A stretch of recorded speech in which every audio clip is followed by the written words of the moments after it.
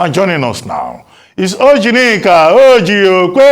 whose story is trending around the world. Hello, Jinx. How can you move from serious to all this well, at least smile on your happy. face? Well, what can I say? You always put a smile on my face. Good morning, Dr. Avati. How are you? Good morning, Ayo. How are you this morning? Good morning, Rufai. How are you this morning? All right, so you have a story to debunk this morning. Yes, so I have a story to debunk. We took a story about the Ira Specialist Hospital yesterday, and the message I was sent was fraud alert as regards the former Minister of Health commissioning this project. So we've been able to get the former Minister of Health to debunk it, and he said he did not commission the project. So I've also been trying to get the contractor of the project. I said he has some explanation to make, but his phone has been switched off. So once I get his explanation on what really happened, then I will be able to bring it to all of us. But the former Minister of Health, Dr. Hanire, said he did not commission this project at all, this project of the story that we put out there last week. So once I hear from the yesterday, once I hear from the contractor, I will put his own side of the story out there so they have all sides of the story. Thank you. All right. Well done, Rufai. Well, all right.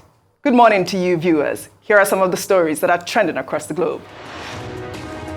In the United States, former President Donald Trump was charged on Tuesday with plotting to overturn his 2020 election defeat. Trump is accused of 4 counts, including conspiracy to defraud the United States, tampering with a witness, and conspiracy against the rights of citizens. In Niger, following the resolution from the extraordinary session of the Economic Community of West African States to impose sanctions on coupists, 3 West African nations, Mali, Burkina Faso, and Guinea, in a communique on Tuesday, backed the coup leaders in the country, warning that any military intervention against Niger will amount to a declaration of war. General Abdourahmane Tiani, who led the coup to oust President Mohamed Bazoum, has declared himself as the new head of state after 48 hours of political upheaval in the nation, stating that the intervention had become necessary to avoid the gradual and inevitable demise of the country.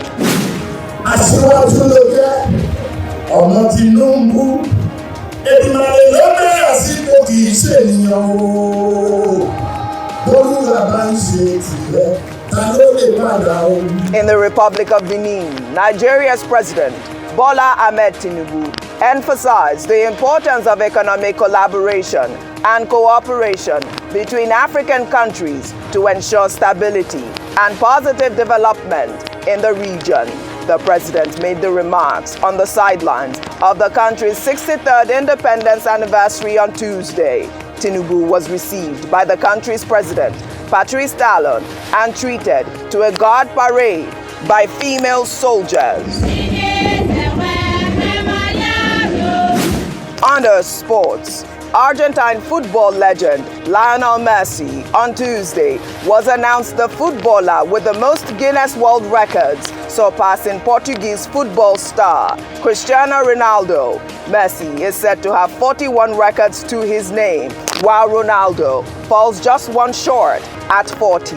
Robert Lewandowski is placed a distant third with 9 records, followed by Kylian Mbappe and Neymar with 5 and 4 records respectively to complete the top 5 names in the Book of World Records. Then, the Secretary General of FIFA, Fatima Samora, announced in a viral video on Tuesday that the 2023 World Cup prize money will be paid directly to the players without interference from a third party. The 60-year-old Secretary General of the governing body made the announcement when she visited the Super Falcons of Nigeria, stating that the policy change was due to unpaid allowance issues involving the Nigerian team. It's the reality of Nigeria, and it pains me a lot. And it's because of you that for the first time in the history of the prize money is that we have ring-fence the money to make sure that it goes to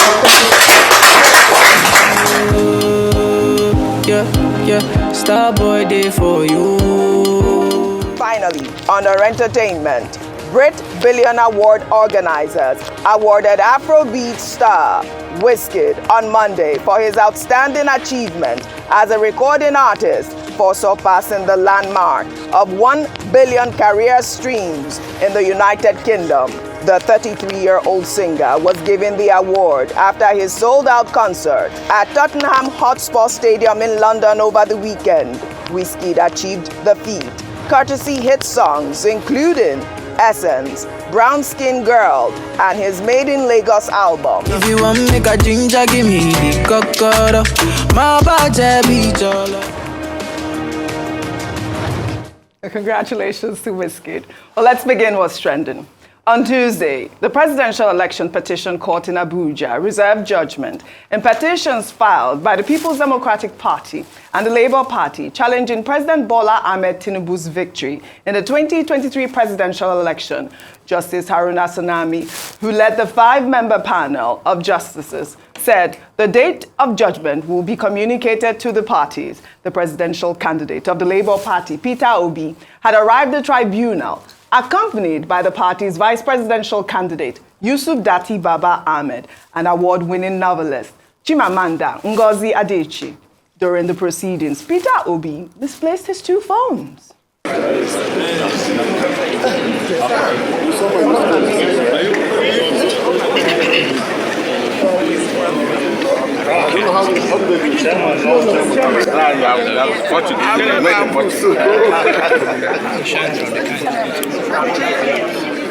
It's food now. She's into food. She came to that. Excuse me.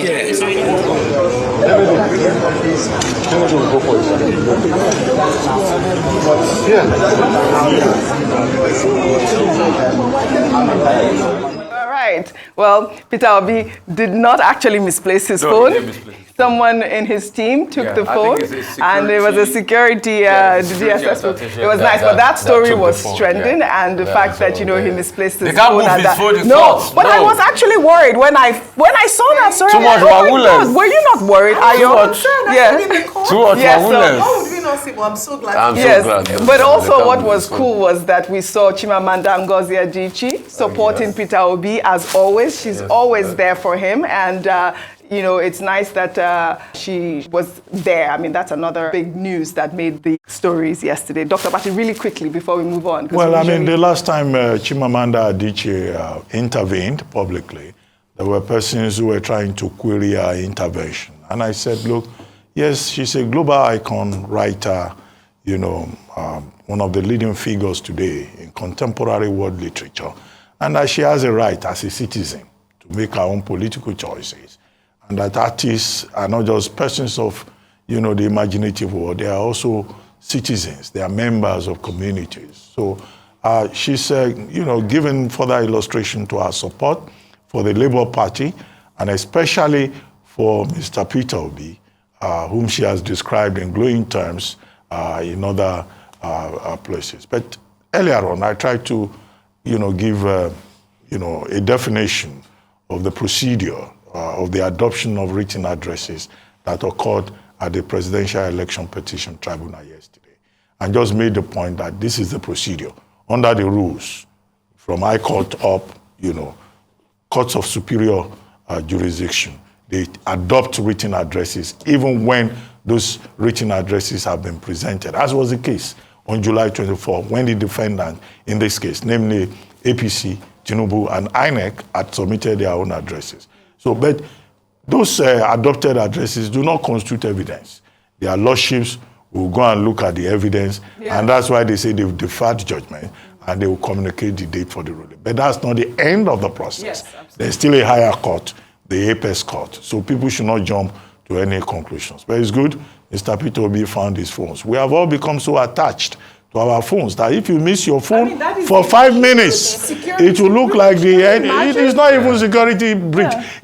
Some emotional thing. I wrote a piece once, many years ago now, in which I would say, how did we live when there was no mobile phone? We had postcards. This is now, all of us are attached to the phones. And Facebook and all of that. But it's okay that you found his phones. It's perfect. Well, all right, we saw, the protest in Abuja just now, and also Joe Ajero was about to address the crowd there. But you know, in the lead up to the nationwide mass protest by the Nigerian Labour Congress, which commenced today, workers and pensioners in Oyo State on Tuesday blocked the entrance of the State Secretariat in Ibadan, demanding palliatives, an upward review of pension allowances, and payment of salary deductions, among others. The workers had on Monday staged a similar protest, promising to continue to protest on Tuesday until the state governor, Seyi Makinde, addressed them.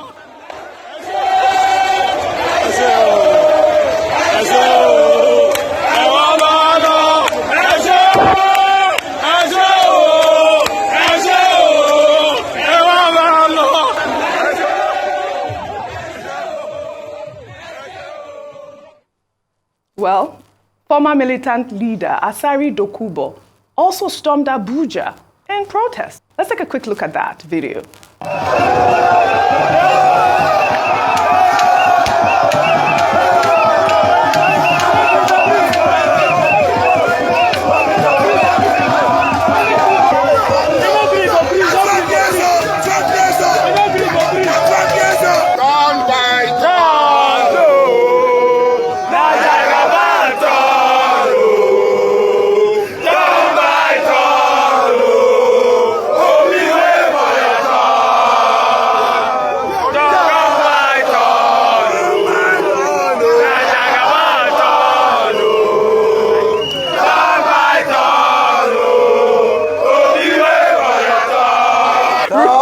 Rufai is cracking up.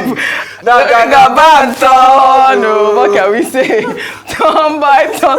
Rufai, I mean, everyone has a right to protest. This is what needs to happen. Why the hypocrisy of the police force scares me.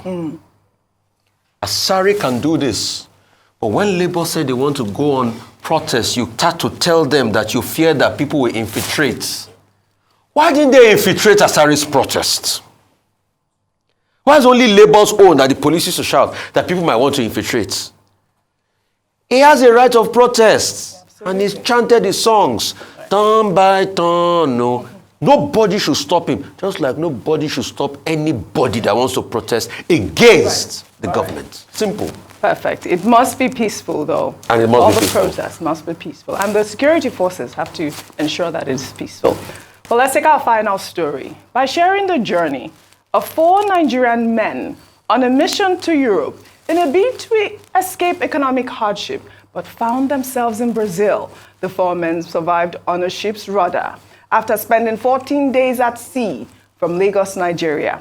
Well, in an interview, 38-year-old Thank God Matthew Yeye revealed that his journey to Brazil began when a fisherman friend rowed him up to the stern of the Liberian-flagged ship docked in Lagos on the 27th of June and left him by the rudder. He found 3 men already there waiting for the ship to depart.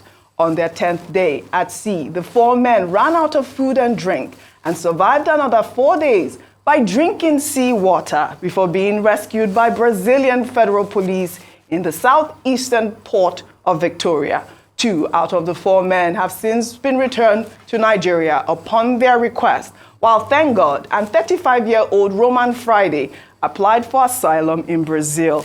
I mean, the desperation, Ayo, this is what the story really is about. Yes, it's just the desperation. And in the interviews with the 2 men, including Roman says this is not his first time of trying to escape the hardship of Nigerians. It just shows that people are desperate to do anything. Yes. And we've highlighted this on the show a number of times because when this is at a time when things are said to be things are going to get worse. If they do get worse, what is the hope of the common Nigerian? So people are living legally, illegally, and if possible, in a way that would possibly result in their deaths. Can you We need imagine to fix this nation. Dr. Batti? Well, just a reflection of how dangerous, the Nigerian situation is becoming, and how worse it could get.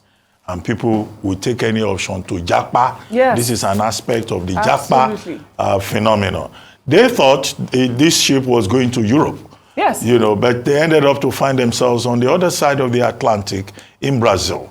2 of them have been returned, but the remaining 2, Yeye and Roman Friday, they are asking for asylum in Brazil. I think they should grant them the asylum. I mean, in the past, people were taken through the slave route to Brazilian plantations, to plantations in Latin America. Sure. These ones donated them, risked their lives to get to that same plantation. I hope they'll find a plantation there where they can fulfill their dreams. Absolutely. But it's unfortunate that people are leaving Nigeria by any means possible. That's the story here. What President Tinubu has to do is to restore hope. Absolutely. That will keep everyone here. So that I don't wake up one morning, I hear that Ojineka has jackpot. I don't need to do that. Well, all right. Unfortunately, Rufai, we don't have much time anymore. Thank you all for your great analysis on what's trending today. Well, that's all I have for you on what's trending today. I'll see you all tomorrow.